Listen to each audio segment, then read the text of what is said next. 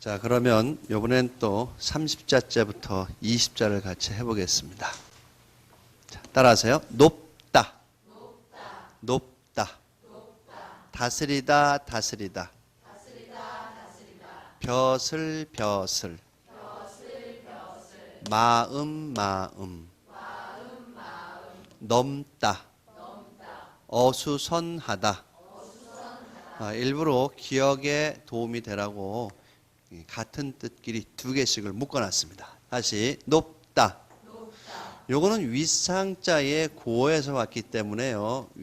위라는 부분을 나타내는 거예요. 그래서 중심보다 위라는 위치는 어떻다? 높다. 봐주시고요. 자, 높다. 자, 점을 하나로 찍었다가 두 개로 해서 변형을 시켰습니다. 원래 이것은 풀초자의 고어 형태예요. 근데 풀이라는 것이 바닥에서 하늘 쪽으로 올라오죠. 그래서 역시 이 풀이 올라오는 요 위치는 땅보다 어떻다? 높다. 그래서 점 두 개를 찍어주고요. 다스리다. 요건 사람이 있네요. 아까 배운 요 사람이 위에 있으니까 높은 사람이 되겠죠. 높은 사람이, 조직에서 높은 사람이 자기의 아랫사람들을 두고 뭐 한다?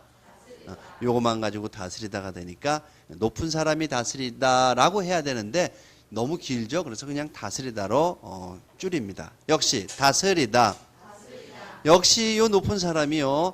여기에 다스리다 있네요. 요 자체만 가지고는 오른손을 의미하기도 하는데요. 손을 가지고 뭐 합니까? 다른 거를 만지고 취급하고 관리하죠. 그걸 통틀어서 다스리다라고 표현이 됩니다. 다시 다스리다. 그래서 사람이, 높은 사람이 자기 조직의 아랫사람들을 모아놓고 뭐 한다? 다스린다. 자, 벼슬. 벼슬. 자, 요 벼슬은 원래는 병부절이라 그래서요. 병사들을 다스릴 수 있는 그런 권력을 표현하는 겁니다. 그래서 임금이 자기 부하들을 지방에 내려보내면서 병사를 같이 딸려서 내려보냅니다. 근데 나라에 큰 일이 있을 때 병사를 불러 올려야 되는데 그냥 아무나 보낼 수 없잖아요. 누군지 첩자일 수도 있으니까. 그래서 옛날에 우리 연인끼리 사랑의 증표처럼 표시를 해놓고 그걸 잘라서 반씩 가져갔죠. 그거랑 똑같은 개념으로 조각을 잘라서 줘서 내려보냅니다. 그 조각이 바로 병부절이라 그러는 거예요. 근데 결국은 그 조각은 병사를 불러올릴 수 있는 그러한 권한이 있는 거기 때문에 권력, 그 권력을 가진 사람들이 바로 벼슬하는 사람들이었죠. 자, 벼슬. 자, 요걸 요렇게 조각이 있는데 반을 잘랐습니다. 그래서 하나, 둘 요렇게 됩니다. 모양을 본뜬 거죠. 자, 벼슬.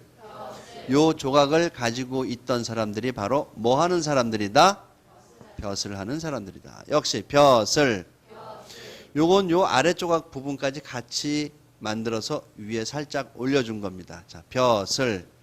자, 쓰는 순서는 항상 요걸 먼저 쓰고요. 그 다음에 요걸 쓰셔야 됩니다. 마음. 마음 심자에서요. 마음 심자에서 요걸 떼고 가운데 요렇게 구부러진 걸 쭉 밑으로 뽑아서 요 형태가 마음이 됐습니다. 역시 마음. 역시 마음 심자에서 이번에는 요거만, 다른 건 그대로 두고요. 요거만 왼쪽으로 살짝 끄집어 올려서 마음을 나타냈습니다. 마음이 두 개입니다. 자, 넘다.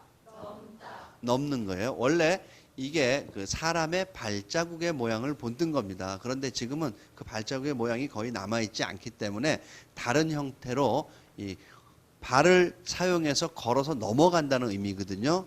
근데 지금은 넘다 쪽으로 압축을 시켜 놓겠습니다. 다시 넘다. 자, 여기 높은 산이 있고 여기 바닥이 있습니다. 사람이 이 바닥을 한참 걸어가다가 이 중간 정도까지 올라가 있는 거예요. 왜 올라가 있느냐? 여기 있는 언덕을 뭐 해가려고? 넘어가려고. 그래서 넘다 쪽으로 봐주시면 되겠습니다. 자, 어수선하다. 마찬가지로 왼발 오른발이 이렇게 엇갈려서 어수선한 그런 모습을 나타내는데 지금은 발자국의 모양이 아니라 여기에 저녁 석자가 남아 있고요. 그 다음에 조금 전에 배운 넘다가 남아 있습니다. 두 개를 합쳐서 여러분들이 암기를 하시는 게 좋죠. 다시 어수선하다. 언덕 같은 곳을 넘어가려 그러는데 이 언덕이 꽤 큽니다. 근데 저녁 때가 됐어요. 넘어가다가 꼭대기에서 밤을 만날 수도 있죠. 아니면 밤 되면은 산적이나 또는 범을 만날 수도 있고요. 이걸 넘어야 될까 말아야 될까 그런 생각이 납니다. 자, 어수선하다. 저녁 때 언덕을 넘으려고 생각하니까 마음이 어떻다? 자, 그럼 읽어보겠습니다. 시작. 어수선하다 넘다.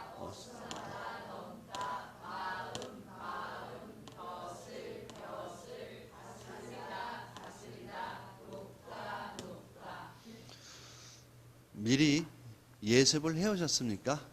굉장히 잘하네요. 한번 더 해봅니다. 시작.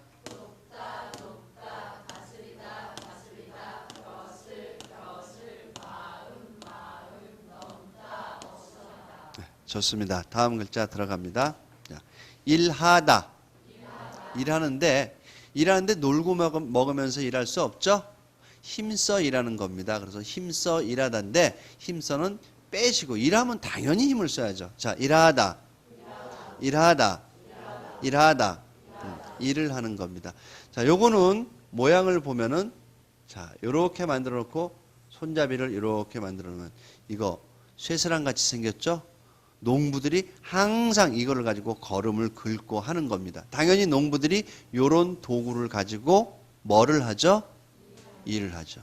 놀면서 일해요? 힘써 일합니다. 자, 일하다. 역시 일하다. 이거의 변형이에요. 위가 짧아지고 아래가 길죠? 그거밖에 없어요. 위가 길었는데 요거 자르고 아래를 길게 해서 한글로 치면 뭐 같아요? 그냥 쓰면 돼요. 뭐 하다? 일하다. 일할 때 힘드니까 이렇게 생각하시면 됩니다. 자, 일하다. 똑같습니다. 자, 여기도 크자가 숨어 있죠? 단지 여기에 하나가 더 요렇게 첨가가 돼서 요렇게 요거만 만들어 놓고 나머지는 요렇게 쓰면 됩니다. 자, 일하다. 계속 갑니다. 가지다. 이건 내 거야 하고 가지고 가는 거예요. 자, 갈고리를 가지고요. 열심히 찍듯이 일을 해서 모읍니다. 공부해서 남 주는 게 아니듯이요. 농부들이 갈고리로 찍고 모으면 이거 남 주려고 모으는 게 아니죠? 뭐 하려고 모으는 거예요? 가지려고. 뭐 하려고? 가지려고. 자꾸 입을 벌려줘야 됩니다. 자, 갑니다. 집. 우리 집가자 위에 쓰는 거이기도 하고요. 집가자를 모르시는 분은 이렇게 보면 되겠습니다. 자, 요게 마치 지붕처럼 생겼습니다. 뭐의 지붕이에요? 집의 지붕이다 해서 지붕하지 마시고 집 하시면 됩니다. 자, 죽음이에요. 자, 요거는 저녁 석자 정도는 여러분들이 아실 겁니다. 인생의 저녁입니다. 딱 한 번 찾아오는 인생을 하루아침으로 비유를 했을 때 아침, 점심, 저녁 이제 마지막으로 찾아오는 그 저녁은 뭐를 의미한다? 죽음을 의미하는 겁니다. 여러분들은 지금 인생에 뭡니까? 아침입니까? 아직 멀었습니다. 그래서 저도 아침입니다. 항상 마음은 아침이에요. 남들은 점심이라 그러는데 아침입니다. 자, 갑니다. 죽음. 털. 요 하나하나가 마치 뭐처럼 생겼어요? 털처럼 생겼습니다. 하나 더 합니다. 모양. 사람도 그렇고 짐승도 그렇고요. 털로 뭐를 내죠?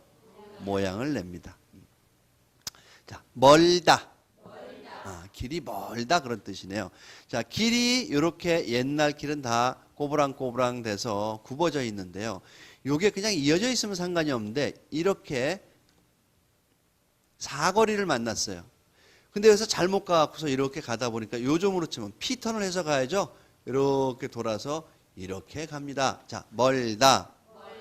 곧바로 질러서 가는 것보다 돌아서 가니까 그 거리가 어떻다?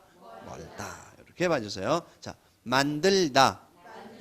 장인 공짜죠? 장인들이 눈만 뜨면 하는 게 바로 물건을 뭐 하는 거예요? 만드는 거다. 자, 숨 막히다. 숨이 막히는 거예요. 자, 요거는 요렇게 봐주시면 됩니다. 요게 큰 대자죠? 그런데 요걸 지으면은 요렇게 되면은 절름발이를 뜻하는 왕자예요. 절름발이. 그럼 다리가 한쪽이 전다는 얘기는 몸에 힘이 없다는 얘기입니다. 그런데 어깨 위에 물건 하나 얹어놓고요. 요 머리 위에다도 아주 무거운 물건 하나 얹어놨습니다. 똑같이 됐죠? 당연히 머리 위에 물건을 얹어놓으니까 이렇게 목이 구부러지면서 뭐가 막힌다? 숨이 막힌다. 자, 숨 막히다부터 읽어보겠습니다. 시작. 숨 막히다, 만들다.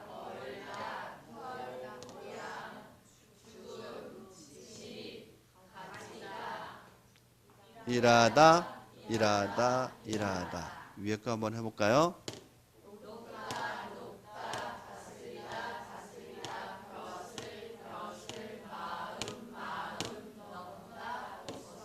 아래 거 한 번 더요. 시작.